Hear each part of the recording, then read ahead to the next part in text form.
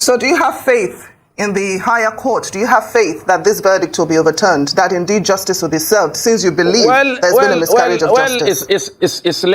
It's left for them. The judiciary should do a self-examination and look at its former officers, retired justices, who had done a miscarriage of justice from the last 20 years, from 1999 to today. What is their health condition? How, those of them who died, how did they die? They should do a self-examination to see that God is not asleep. You as a man can do what you want to do, but God is waiting for you at the corner. So guys, it is very clear that the tribunal is helping the APC to get prepared for 2027. We can see what is happening across the nation. I mean, miscarriage of justice everywhere in Nigeria. That is the trending topic. APC cannot eat their cake and have it. Just last 4 years, they used the same issue against Abba Kabir Yusuf to deny him victory of being the governor of Kano State. The kind of rulings coming out from our tribunal these days, they are shocking. Honestly, you can see where black is being turned to red and red is being turned to black. I just wonder if these our judges have the progress of Nigeria at heart. And the judge now said, in their findings, the tribunal said that there was violence, there was what do you call it, in the polling units that affected over 222,000 votes. So guys, if our judges don't help Nigeria to get all these things right this time, we might end up not getting it right again as a country. Looking at what is happening across the nation, these judges are not coming out bold to deliver justice. Let me allow you watch this video in full. Just take your time. Of 26,000, with which Abba Kabir Yusuf defeated Ganduje in 2016, the electoral body declared the election inconclusive. So in this election, officially accepted by INEC, Abba Kabir Yusuf defeated Nasiru Yusuf Gawuna by a margin of about 127,000 votes. And in the wisdom of the electoral body, Abba Kabir Yusuf was declared the winner of that election. Even though, even at the collation center, it was on record that APC protested that the cancelled votes that time was more than the margin of difference between Gawuna and Abba Kabir Yusuf. And that time, it was in the region of over 200,000 votes. But the question to ask is, who induced those violence? It is on record that APC never went in that election to win, because they know on adult suffrage, they wouldn't have won any election in Kano. They were using their privileged position of having a central government and a government in Kano. But despite all that, and despite their suppression of the votes of Abba Kabir Yusuf to the tune of 600,000 votes, he was still able to make that margin of 128,000. That was why he was declared by INEC. So they went to court. Issues were raised, issues were addressed, and they complained that INEC shouldn't have declared Abba Kabir Yusuf because the margin of victory is less than the induced cancelled votes of about 200,000. So they brought in witnesses, and they complained on about 1,296 polling units then. So, but when they brought witnesses, they were only able to bring 32 witnesses complaining about 32 polling units. And when you take, and when the witnesses were questioned, because before you come to the tribunal to give evidence, you must have uploaded your name, your picture, and which polling units you want to complain about. So those who those who came as witnesses were never agents in those polling stations. So it means the entire exercise of bringing those 32 people was a nullity in law. However, even if they were correct agents and witnesses, the entire votes in those 32 polling units was less than 30,000 registered voters. So it couldn't have made a difference in the 222,000 votes that were cancelled. So they brought another issue that in the election, votes were, the ballot papers were not stamped, ballot papers were not, were not signed by the presiding officers. So the issue was brought before the court, and the court, and they invited one person called Harbo from the University of Bayero, who they claimed to be an expert. None of those ballot papers that was brought before the court in Sachs was removed,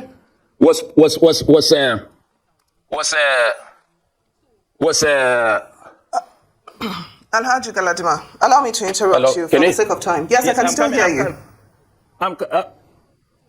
Can you hear me now? Yes, I can hear you. Okay, now I would like to interrupt you. I thank you so much for giving us the detailed explanation. No. If you interrupt me, the world will not know what had happened. So it is better for you to allow me to deposit everything that has happened, so that the world will now know what is happening. Because this case has got three legs. One is legal, one is political, and one is moral. So I am now dealing with the legal issue. I have not even come to the political issue, let alone the morality in this issue. So, and they, in the Sachs, those ballot papers were, and he claimed that those papers were not either signed by the electoral officers, or those ballot papers had no stamp on them, or both. They were not put before everybody in the courtroom to assess. The primary evidence of what those ballot papers should be were the presiding officers that conducted the election. That's the primary evidence. And in that evidence, all the presiding officers or the electoral officers who conducted the election certified those ballot papers. So the onus is documentary based on the verdict of the electoral officers. Nobody, if it is not put to be seen, because for them to authenticate. However, the 165,000 votes have not been divided into how many of them that had no signature of the electoral officers at the polling units, how many of them don't have the stamp of INEC on the polling units, or how many of them that don't have both. So you cannot, if you have not done this division to find out how many of them had no stamp, how many of them had no signature, or how many of them had no boss, you cannot determine to who those ballot papers either belong, or which of them is going to be nullified. Because it is the opinion of the electoral officers in this case, INEC, the primary witness, that should be considered. However, the electoral law gave the judge an opportunity to look into this. But even in looking into this, it must be done in the presence of everybody. Not in when the system is in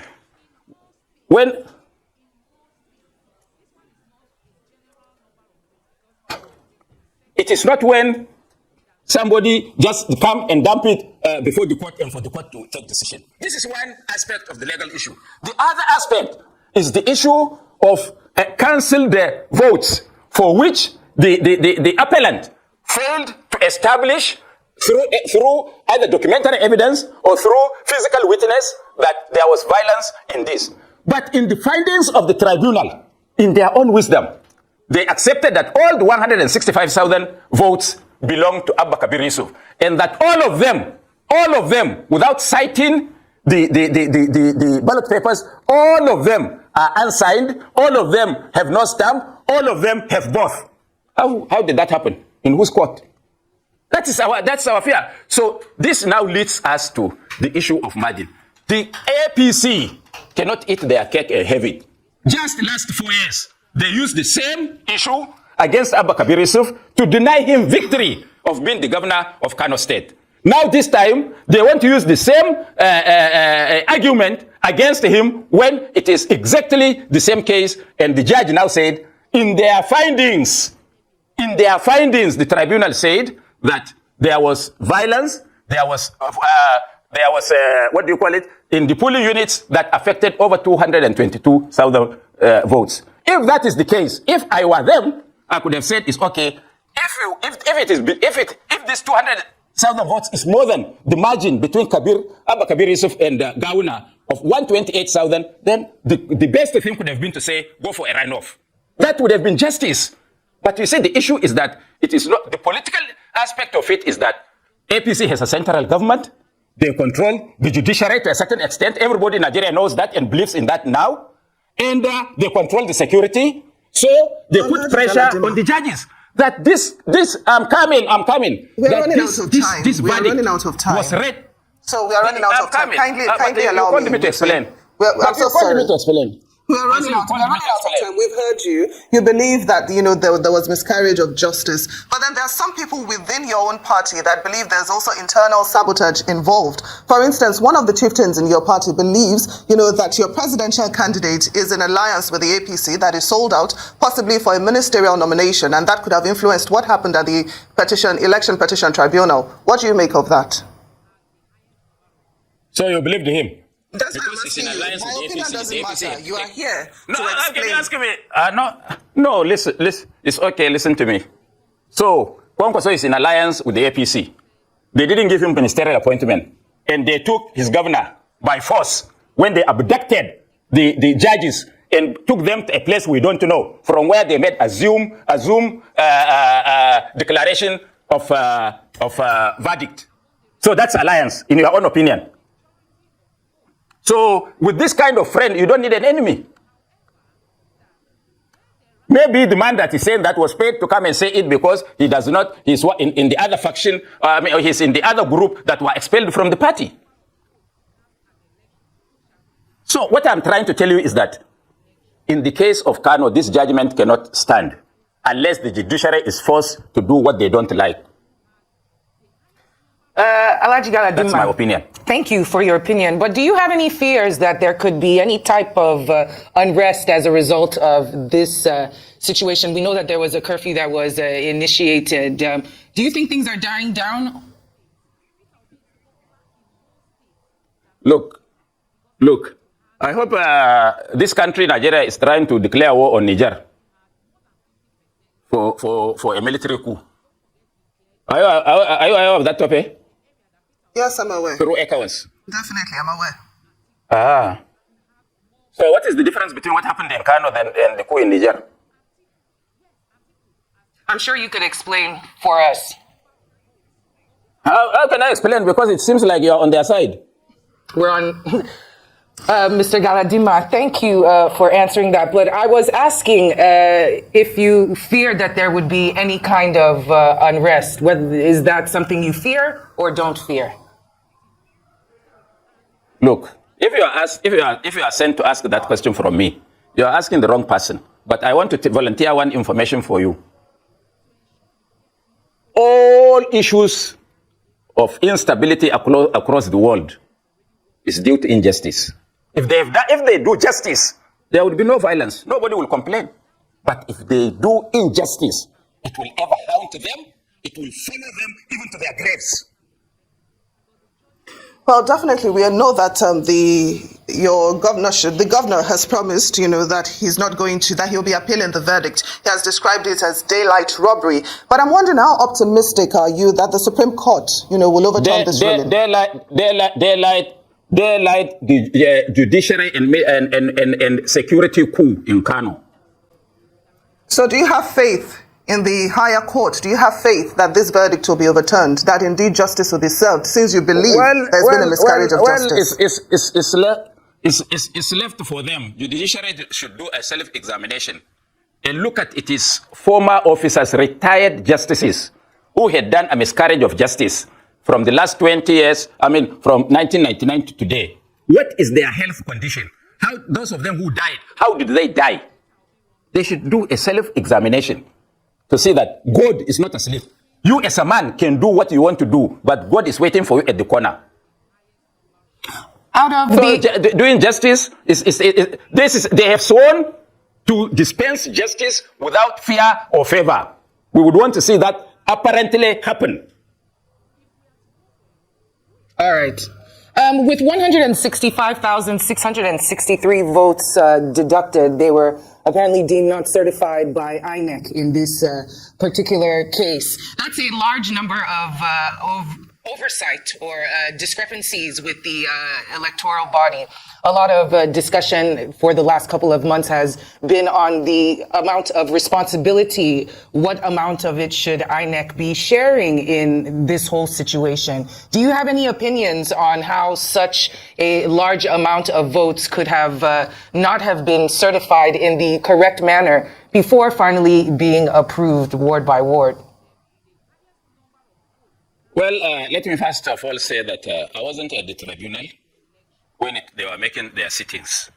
But 165,000 votes is a large number that cannot be contemplated even in a presidential election. For it to happen in Kano, there is more than meets the eye for all Nigerians to know.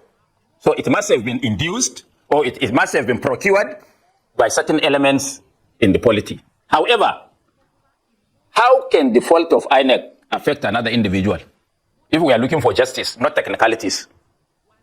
Did Abba Kabir Yusuf went to stop INEC from signing or from stamping or both of the ballot papers? Was it his fault? Abba Kabir Yusuf has been elected by the people of Kano overwhelmingly. So the judiciary should allow him to be.